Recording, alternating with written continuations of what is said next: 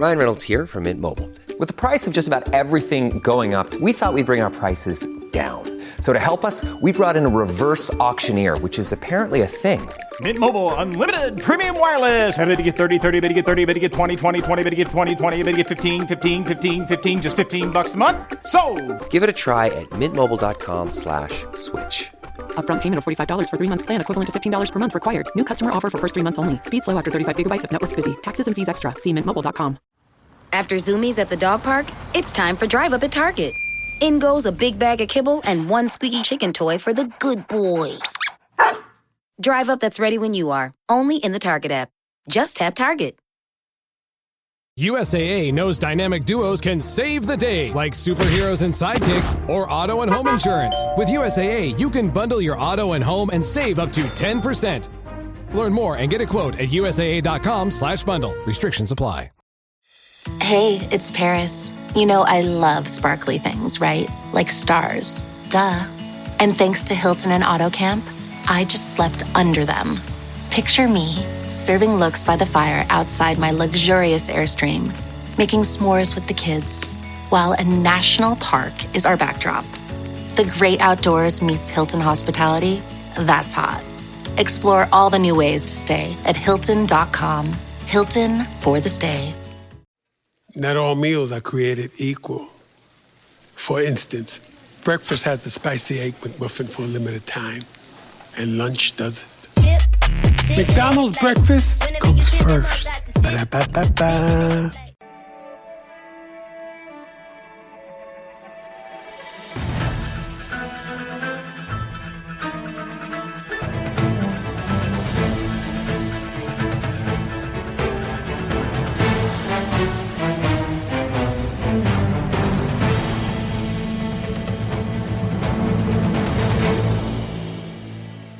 What is going on, everyone? Welcome to Birds of the Round Table. Today, our preseason rankings continue, and we are going to break down the top 16 interior offensive linemen in the NFL.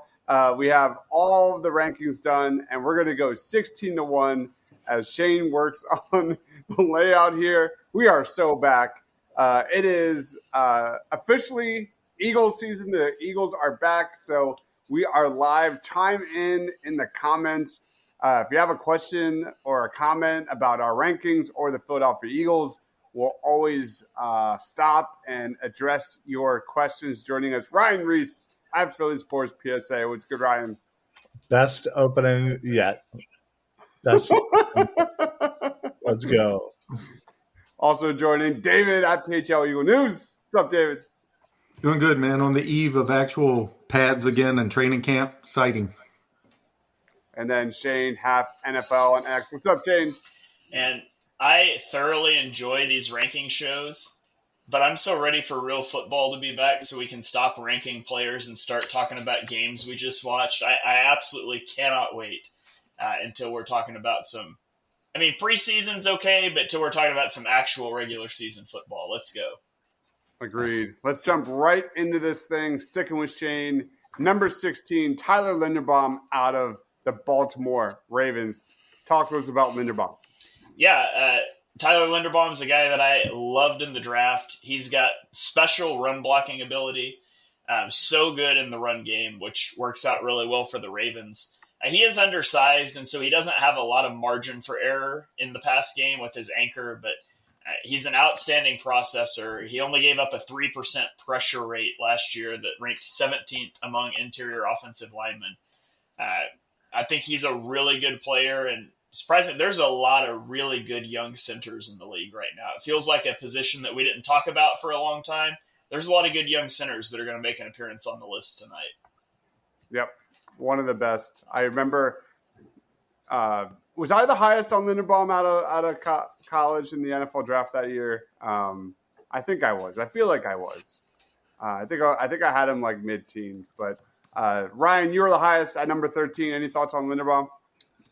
Nah, not really. All right, moving on. David. Sorry, I couldn't help myself. Yeah, listen, I really do like Linderbaum. I think he's improving each year that he's been in the league. He was, I think, the third highest graded center according to PFF in total run blocking. But yeah, he's, again, the steady improvement. And I just like the way he plays, honestly. When you look at that Ravens offensive line, he sticks out to me as somebody who's, leading that group. And that says a lot to me and how he carries himself. And I just like the way he plays. David. Yeah, he's a little undersized, but he's fearless. He has that wrestler turned center type of agility, high football IQ. He fits Baltimore's physical brand like a glove. And in year 4, he's still just scratching the surface, man. I don't think we've seen the best of him yet. All right. I need to fact check Dibes real quick. Dibes was not the highest on Tyler Linderbaum. He was a top 10 player for me in that draft. He was 10 overall for me. You had him at 21. Yeah. Mark had him at 29. David had him at 24, and I do not have Ryan's rankings for 2022. So maybe Ryan was the highest on him. Who knows? Sure. All right. Let's stick with Ryan. Kevin Dotson out of the Rams. Go ahead. Yeah. Since he got to LA in 2023. I feel like he's kind of before that he was kind of on the downturn of his career, and I think he kind of went to the Rams and kind of revitalized his career, most specifically as a run blocker. He's been absolutely excellent since he's been there. He's been top 5 every year in PFF grade run blocking. I just think over the past couple of seasons, he's, kind of been one of the better, run blocking guards in the NFL. And I've always kind of liked him, his career. And I'm glad that, obviously I don't like the Rams, but I'm glad he's kind of, again, getting the notoriety, in LA. Nobody else had Kevin Dotson in their top 16. Anybody have a comment on Kevin Dotson? Not a good enough pass blocker for me. Kind of like Ryan said, he's dominant in the run game, but I'm always going to value pass blocking first, and I think that's still a bit of a struggle for him. So that's why I didn't have him in my top 16. I got Krabby in the house. What's going on, Krabby? Thanks for joining, as always. Let's roll on to David. Back-to-back Washington Commanders leading off number 16, Tyler Biadasz. Go ahead, man. Yeah, I don't know if anybody else has him, but he's solid, not spectacular, I guess. He brings starter level consistency, strong base, decent movement skills. He doesn't wow you when you watch him, but he doesn't lose you games either. It's another center. Seems like that's all we've been talking about, except for Dotson there. But you hardly ever hear his name, which usually is a good thing when you're a center. He's not really giving up too much. So, I don't know. I think he made a lot of strides last year, and I like him with the next guy on the list, too, working next to Sam. Yeah, talk to us about Sam Cosmi. Yeah, I mean, he kicked inside, and he's been thriving ever since. He has the tackle feed and the guard mentality. He's quick off the ball. Pretty good finisher. One of the few bright spots on Washington's evolving front, in my opinion. Shane, you had him at number 12. Yeah, and Tyler Biadasz was probably my first guy off. Like he was 17 for me. But, I really like Cosmi. I like Cosmi back to the draft. I thought he was going to play tackle then. Chris Lindstrom's another guy that I'm going to talk about later on the show, and he's better in pass protection than Lindstrom. He's not as good of a run blocker, and I was kind of comparing those two against each other. But 3.5% pressure rate allowed last season, which ranked 24th. And the big thing with him is he's going to be coming off of an ACL injury this year, so we'll see how he comes off of that. But I really like Sam Cosmi, and I just wish I didn't like him in Washington. Yep. All right, coming in number 15, let's throw it to Ryan. It is Ryan Kelly of the Minnesota Vikings. Just real quick, I'd just like to comment on Sam Cosmi. Just because of that injury is why I had him off. And Tyler Biadasz, not a fan. Don't think I have him in my top 10 centers. So anyway, who am I doing now? Ryan Kelly. Ryan Kelly. All right. Ryan Kelly, obviously, speaking of, injuries, he was coming off of an injury when he last was in Indianapolis, coming to the Minnesota Vikings. Hopefully he is kind of looking to get back to his, career year, which was the year before in 2023. He was one of the top centers, emerging centers in the league. And, again, I think coming off of an injury, obviously that always, is tough. But, I fully expect him to inch closer towards that 2023, Ryan Kelly that we saw in Indianapolis. No one else had Ryan Kelly. Anybody want to comment on Ryan Kelly? I mean, he's only been healthy 2 of his 9-10 seasons. He's only made it through the whole year twice, I think. Again, he's only played 10 games last year, and I think he's 32, 33 years old. You don't normally get healthier as you get more age on you in this league, so that was why he wasn't on my list. All right, let's throw it to Shane. Number 15 for the Philadelphia Eagles, Cam Jurgens. Yeah, I mean, everybody watching our show knows about Cam Jurgens. He's kind of a poor man's Jason Kelce, right?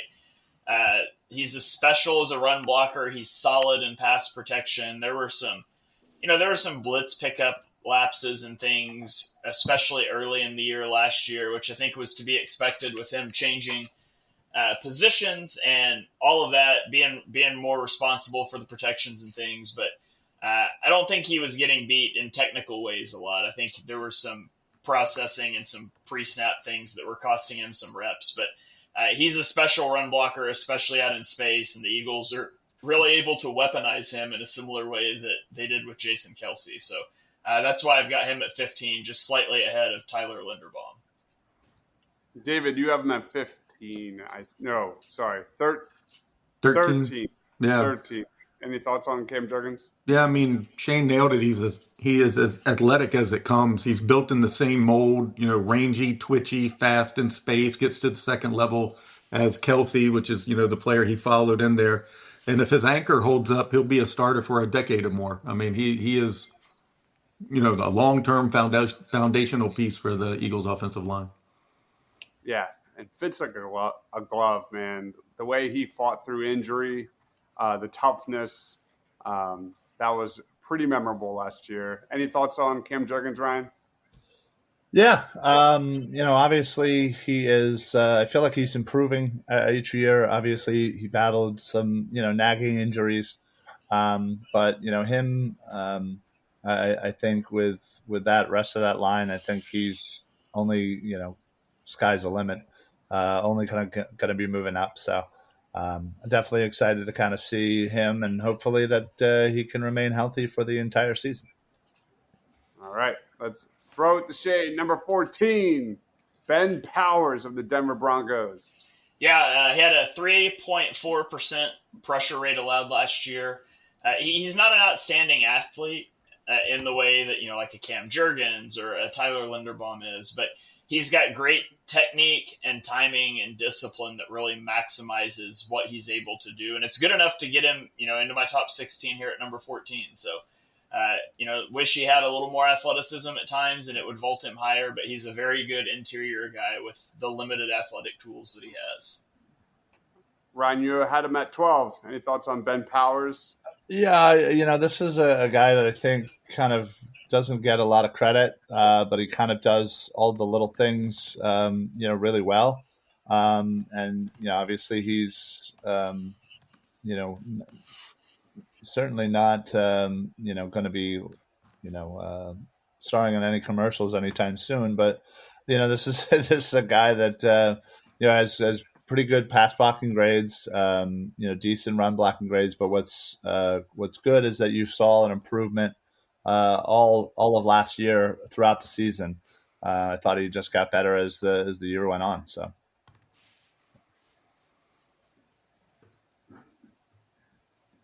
David, any thoughts? Sorry, guys.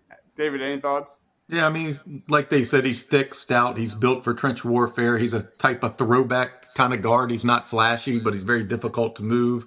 In Denver, he's a stabilizing part of that, unit.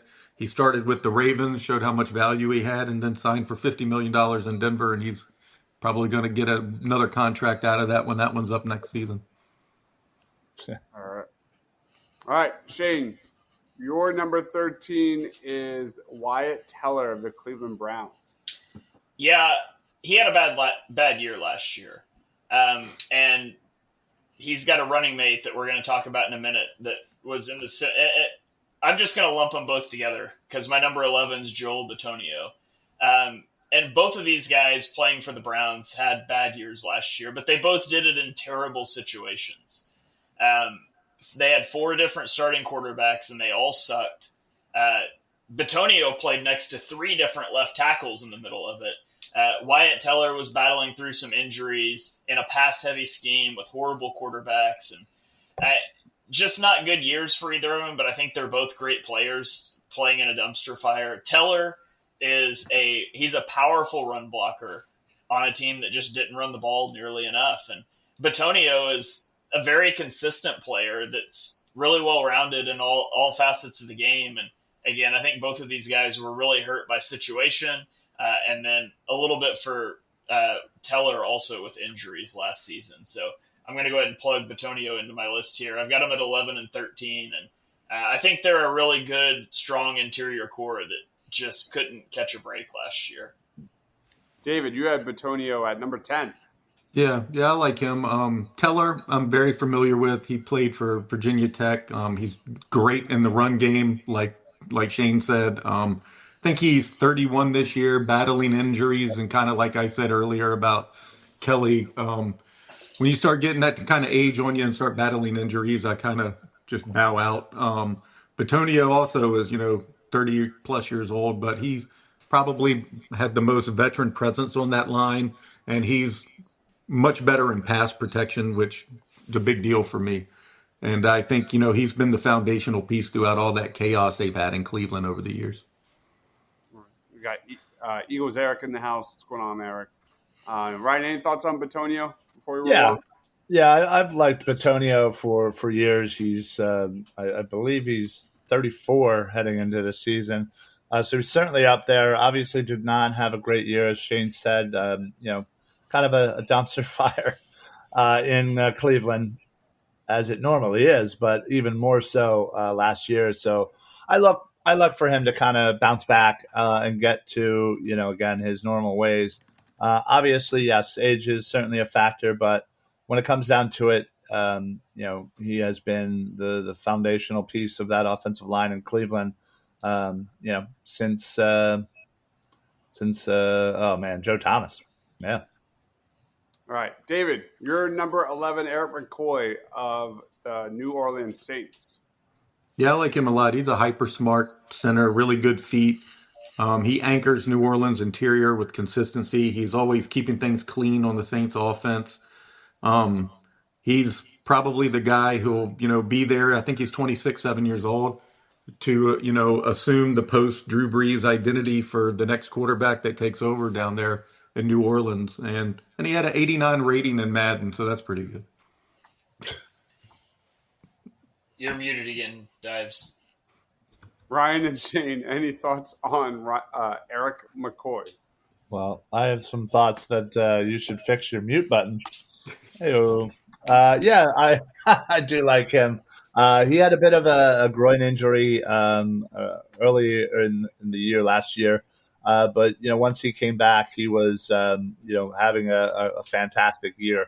And again, kind of a weird situation at quarterback there, but he was one of the best graded per PFF at the center position, top 5 in most categories. So despite missing that time, I thought that bodes well for him coming into 2025 healthy. David, any thoughts? You started with David. Yeah, thanks. Oh, all right, let's roll on to Ryan number 10, Zach Frazier out of the Steelers. Sorry, we're going to me. What are you, Ryan? Sorry. Speaking of off the rails, yeah, Zach Frazier was certainly a awesome draft pick for the Steelers. I believe second round pick last year, and just man, he had an absolute monster of the year.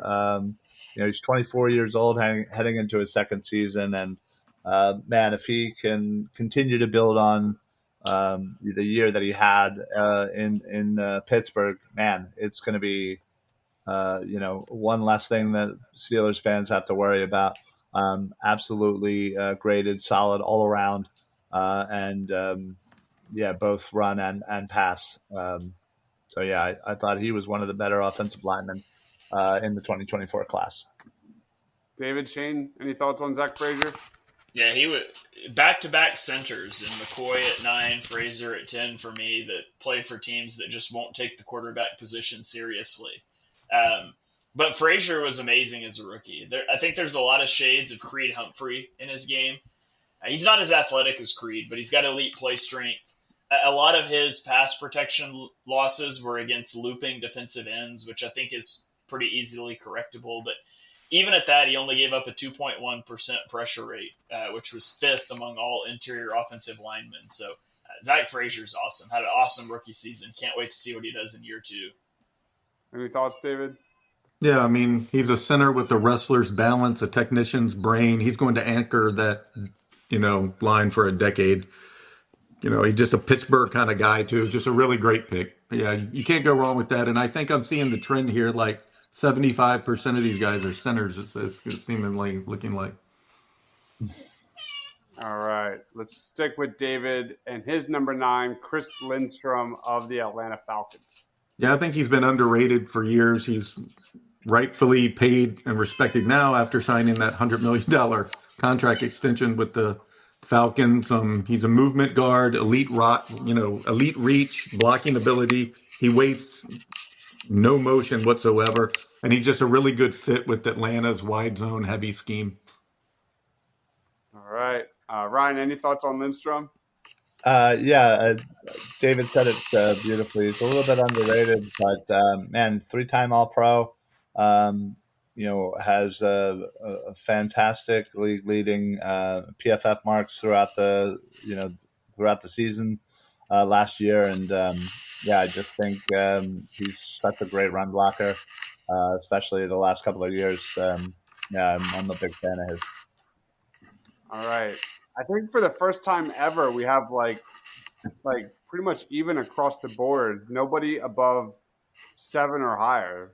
Yeah, pretty weird. Hey, wait, on Chris Lindstrom, that's the guy that killed Zach Bond early in the season, too, for Eagles fans. He's the guy that was cutting Zach Bond that whole game. But he's shaky in pass protection, but he is special on the move in the run game. He had a 4.9% pressure rate, which was 60th among interior offensive linemen, but he's so good in the run game. If you told me before I started I would have a guy that was that shaky in pass pro on my top 10, I wouldn't have probably believed you, but he's so good in the run game. I had to get him up there. All right, let's stick with you, Shane. Coming in number 7, it is Landon Dickerson of the Birds. Yeah. He's really good in pass protection while also being dominant in the run game. His pressure rate allowed was high last year, but a lot of those came early in the year. And a lot of them were the result of miscommunications while playing next to a new center, rather than being related to like some sort of defeat in a technical sense in pass protection. He had a 97% pass block win rate from week 8 on, and that was while dealing with a knee injury down the stretch. So I think Landon Dickerson's awesome. My big concern with him coming out was health, and that just hasn't manifested itself so far in his career. Knock on wood, hopefully it stays that way. Ryan, you are the highest on Dickerson at number 5. Yeah, I think he honestly might be the most well-rounded, interior offensive lineman here. He just does everything exceptionally well, and again, obviously he was dealing with some little nagging injuries, so hopefully he can kind of if he's getting those cleaned up and stays healthy, I expect him to continue to play at an All-Pro level moving forward. So I'm a big fan. I was a big fan when we drafted him, and glad that it's working out. David, any final thoughts on Landon Dickerson? Yeah, I mean, we all know him. He's a true tone setter for the Eagles' trench identity. He's still an ascending player. He's really good in pass pro, dominates the run. He's going to be there. Another guy who, the Eagles had a core four a few years ago, and I think Dickerson's going to be a part of the next one. Yep. All right, number 7 for Ryan. We're talking Quentin Nelson of the Colts. Go ahead, man. Yeah, Quentin Nelson, honestly, has been, slowed with, some injuries and, just overall poor quarterback play in Indianapolis. But, it was nice that 2024 he kind of got back to doing what he does, and I think he was his highest graded marks across the board since his 2020 season. He has constantly, prior to, this the last couple of seasons and prior to the 2024 season, he was absolutely one of the best guards in the league, and it wasn't even close. So it's nice to see that he's, getting healthy and he's getting back to hopefully playing at a very high level again. So I've always been a fan of Nelson. You're muted again. Stop muting yourself, Dubs. That's 3 strikes. Yeah, I guess I'm out. Shane, any thoughts on your number 5, Quentin Nelson? Yeah, he's just so dominant in the run game, but he's also good in pass protection. He's a great processor, plays with awesome technique. 3.3% pressure rate last year. He's a 5-time All-Pro in 7 seasons, and a couple of those are second-team All-Pros, but still, it's a very impressive resume for a dominant player. Love Quentin Nelson, number 5 overall for me. David? Yeah, he was once the prototype. He's still an enforcer. In recent years have shown, some cracks with his health, but the power is still there despite his body taking a toll. And when he's right, he's still one of the more physically dominant guards in football. Last year, I think he started all 17 games. He made his 6th Pro Bowl in a row. And as Shane said, he's a 5-time All-Pro. I mean, definitely, worthy of being one of the best ones in this list. All right, coming in number 6, we're going to stick with Shane here. Tyler Smith of the Dallas Cowboys. Go ahead, dude. Yeah, Tyler Smith he's a little inconsistent at times, and he gets over-aggressive, but it is game over once he gets his hands on you. He's a very powerful player. He's probably the most pure power interior guy anywhere on this list. He was asked to play left tackle a little bit last season, and I don't think that's his best usage, but had a 3.2% pressure rate allowed on the season. I think he's going to be, a perpetual top 5 or 10 guy on this list for the next 10 years, as long as he stays healthy. E-Money chimes in saying, go Birds. And it's weird how even these rankings are. I'm not used to seeing this based on our previous shows. Anybody else have any thoughts on Tyler Smith? Yeah, I mean, he was raw coming out, like Shane said, but the development is real, man. The dude's built like a tank. He's got light feet. Shane mentioned he's played some left tackle. He's got a left tackle frame, but he thrives at guard. And his ceiling is anywhere between a Pro Bowl regular to a constant All-Pro. Definitely one of the 5 best. All right. Yeah, sadly, F Dallas, but man, they got themselves a nice young guard, and like Shane said, he could easily be a thorn in our side for the next 10 years, easily. All right, let's go to David for his number 4 of the Kansas City Chiefs, Trey Smith. Yeah, he plays angry. He's a mauler in every sense. Heavy hands, violent hips, finishers mindset. Kansas City lets him play, with range because he has the recovery strength to survive, his occasional misstep. The guy's just a stud, man. Shane, any thoughts?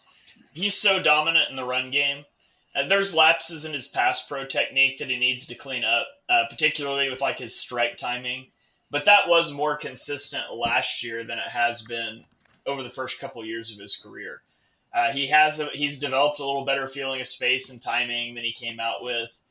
He's not as overly aggressive anymore. So it feels like he's staying as dominant as he was in the run game while starting to slowly like dial in some of those flaws in pass protection. But he's incredible and part of what was an awesome interior trio for the Chiefs last year.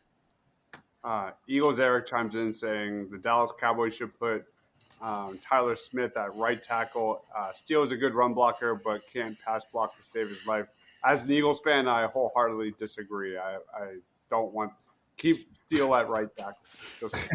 I would love for them to get Tyler Smith out of the interior because he's one guy that had some good reps on film against Jalen Carter at times. Anybody else have any thoughts on Trey Smith? Yeah, absolutely. Just signed a 4-year, $94 million contract. I believe he was planning on playing on the franchise tag, but was able to, get a deal done. He's 26 years old. He's consistent, one of the most consistent run blockers in the NFL. But, again, as I believe Shane or David mentioned, he plays nasty. Honestly, and and combined with who we're going to talk about later on in this list, Kansas City definitely has a nice 1-2 punch in the interior. That's for sure. Okay, all right, Shane, you're number 4, Quinn Miners of the Denver Broncos. Yeah, he had a 1.7% pressure rate allowed last year, which was first among all offensive guards. Some of that was due to the scheme they were in, but still, he's a physically imposing guard who is dominant as a run blocker. His pass protection's improved. There's still room for improvement there. Like I said, that low pressure rate is partially a result of lacking true pass sets. A lot of play action, a lot of RPOs in that Denver offense last year, but he's only been in the league for 4 years. And he played D3 football in college. And so for him to go from a D3 player to a top 5 guy on my list in 4 years. The Eagles fans know very well the Jordan Mailata story, but the Quinn Miners story is pretty impressive in its own right. Anybody else have any thoughts on Quinn Miners? I mean, Shane nailed it. He played college football for the Whitewater Warhawks for D3. I mean, it's just absolutely amazing. Wow. He's a friggin' top 3, player on this list. When he fires off the ball, man, it's game over. Raw power, nasty streak. Underrated athleticism, and another guy who's just going to be a tone setter for that rebuilding front they're having out there in Denver. Ryan, any thoughts? Yeah, he's absolutely just destructive. He was one of the only guards last year to earn an 80 grade in both run blocking and pass blocking. He's consistent all over the place, and he's really just kind of coming into his own now. The story is pretty sweet. I'm not gonna lie. All right, our next 2 are all the same. Let's throw it to David, number 2 of the Chicago Bears, Joe Thuney. Yeah, 32 years old, 4-time Super Bowl winner, both with, I guess, New England and Kansas City. One of the smartest, steadiest in football, man. And now he's going to give a young offense a chance to, build and help develop Caleb Williams over there. He gives him a grown man up front. His hands are clinical tape material, man. His postseason reps show he's still built for this. The Bears needed this, and he's going to make a difference for that kid over there in Chicago. Ryan? Yeah, he's just been consistent. He's been one of the best guards, if not the best guard in the NFL the last couple of seasons. The best pass blocking grade for a guard over the last 4 seasons in a row. Let up no sacks last year, 1.9 pressure rate. Dude's just really good at his job. Shane? Yeah, he's a great left guard. And fortunately for the Eagles, the Chiefs made the stupid decision to move him to left tackle last season late in the stretch. And, it just obliterated their offensive line. And they were having trouble at left tackle, and so they took an elite left guard. He allowed a 1.9% pressure rate at left guard the first 14 weeks of the season, which was second among guards. And they kicked him out to left tackle. where he allowed a 9.3% pressure rate from week 15 through the playoffs. And so they basically took an elite left guard and made him a below average left tackle. And it just kind of tanked their interior. And we saw the result in the Super Bowl. Not that that probably would have been different if they left him at his position, but it's still mind-blowing to me that they did that. But he's as elite as it comes on the interior. Don't ask him to play tackle. And I don't think there's anything wrong with that. All right. We made it, guys. Number one, no surprise. I'll keep it with you, Shane. Creed Humphrey, your guy. Yeah, Creed. Man, do you remember how much I loved Creed Humphrey in his draft? Of course I do. Yep. I wanted the Eagles to draft him, even though I knew that would be stupid with Jason Kelsey having years left. But Creed just doesn't lose in pass protection. He is ultra consistent. He is strong. He climbs so well in the run game. He's super athletic. He had a 0.8% pressure rate allowed last year, which was first among centers, and second place was more than double that. And on top of that elite, consistent play, he hasn't missed a start in his 4-year career. So you can add durability on top of it. Creed Humphrey's the whole package. I fully expect him to be number one on this list for years to come. Ryan, any thoughts on Creed? Yeah, it's annoying that he's a Kansas City Chief, but yeah, he is consistently playing at a high level, so super productive, and grades out all over the place, top 1 or 2, and yeah, he's a fun watch. You can see that he's very technically sound, but man, he loves to kind of mix in some nasty power and just throws good dudes all over the place and manipulates everybody to his will. So like Shane said, he is absolutely going to be on number one on this list for a long time. King of the Nerds chimes in saying, if the KC line was so good, how did they give up 6 sacks in the Super Bowl? No, we just explained it. Yeah, it's because they kicked Joe Thuney out to left tackle. So in week 15, they moved a guy named Mike Caliendo in to be the left guard, and they kicked Joe Thuney out. And Thuney allowed almost a double-digit pressure rate at left tackle, and Caliendo allowed 11% pressure rate at left guard. And the Chiefs had a massive drop in their ability to run the football, which when you can't run the football, it makes it easier to rush the passer, and it all snowballs. It's a cumulative effect. And it's something that it was very noticeable week 15, 16, 17, and they just stuck with it instead of making that switch back. And they did not have good options at left tackle, but you should be able to scheme. You can scheme around one weak link. It's not ideal if it's at left tackle, but you can make that work. They made the entire left side of their line weak, and I think that was the kill shot that kind of hit the tipping point in the Super Bowl. Yeah. David, did you have any thoughts on Creed Humphrey? Yeah, I mean, a player named Creed should play in Philly, but I digress. The engine of Kansas City's inside zone run game, he's a technician with power, balance, uncanny feel for leverage. He's been the NFL's gold standard at center since the day he arrived in the NFL. And Mahomes knows exactly where his clean pocket starts. And Creed was a first-team All-Pro last season and will be for a lot more years to come. All right, there is our top 16 interior offensive linemen heading into the 2025 season.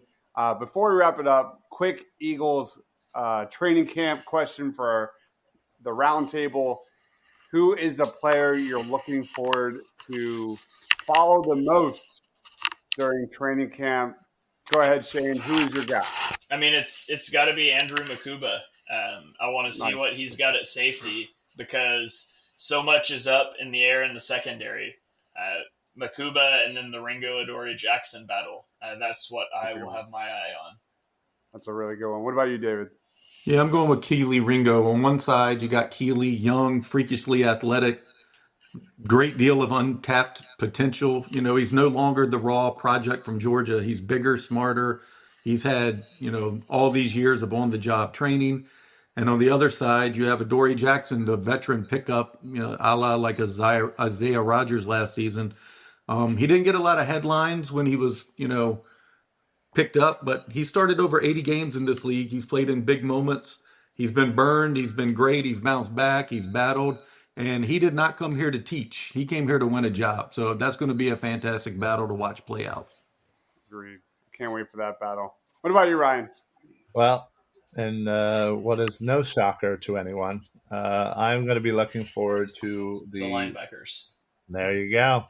Didn't even need to say it. Yeah, absolutely. Obviously Zach Bond re-signed. He's good. Do your thing, Zach. All good. Now, the other spot is where my eyes are going to be with injuries, Nakobe Dean, with the young kid Jahad Campbell. When are they going to be able to be up and running? More specifically, Campbell. We know Dean might be taking a long time, but if Campbell's going to be out during training camp, who are the linebackers that are going to be stepping up? Is it Trott? Is it Smell Munden? Is it somebody else? There's a lot of question marks in that second position, and that's where my focus certainly will be. Yeah, that's a good one. I was going to say Jahad Campbell from myself. I can't wait to see that guy get ramped up. He's going to be a lot of fun to watch. Like having two Zach Bonds on the field, man, it's going to be a blast. I would say Kevin Patullo and how this Eagles offense looks going forward, but we're not really going to have any idea what it truly looks like until probably week 5, week 6, till we have a better picture. Cooper DeJean, I'm excited to see what Vic Fangio has in store with Cooper DeJean in terms of playing in the slot, playing some CB2, playing some safety in some packages, and having a full season of that guy is going to be a lot of fun. I'm also excited to see what Kevin Patullo has in store for, Will Shipley and, getting these Eagles running backs more looks as receivers and get them more involved in this offense. So we'll see how it goes. And one more question. Ryan, what's your biggest concern heading into training camp? My biggest concern? What has you most worried? This episode is sponsored by Friskies, who would like to tell your cats hi. Now, if that didn't get your cat's attention, there's one thing that always does the trick. Just pour some Friskies crunchy food in the bowl and you'll hear those paws come running. Works every time. With so many Friskies choices, you can always bring your cats running from their secret napping spots. There's always more to explore. See for yourself at friskies.com or visit your local store. This episode is brought to you by Indeed. When your computer breaks, you don't wait for it to magically start working again. You fix the problem. So why wait to hire the people your company desperately needs? Use Indeed's sponsored jobs to hire top talent fast. And even better, you only pay for results. There's no need to wait. Speed up your hiring with a $75 sponsored job credit at Indeed.com/podcast. Terms and conditions apply. Gatorade is the #1 proven electrolyte blend designed to hydrate better than water.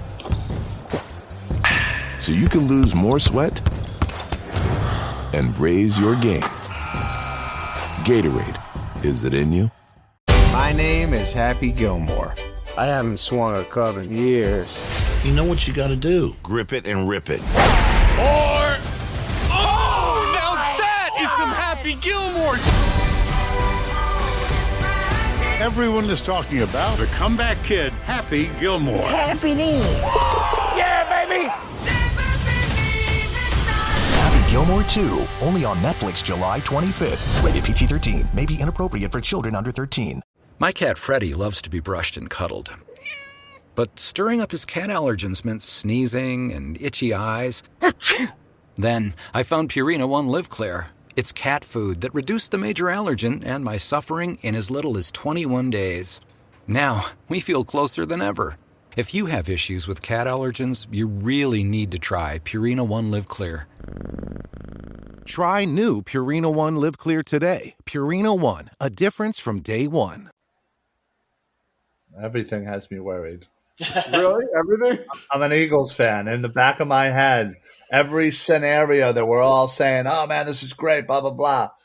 in a drop of a hat can all go the wrong way. So yeah, me just generally having anxiety over the pitfalls of the NFL is what what I worry about.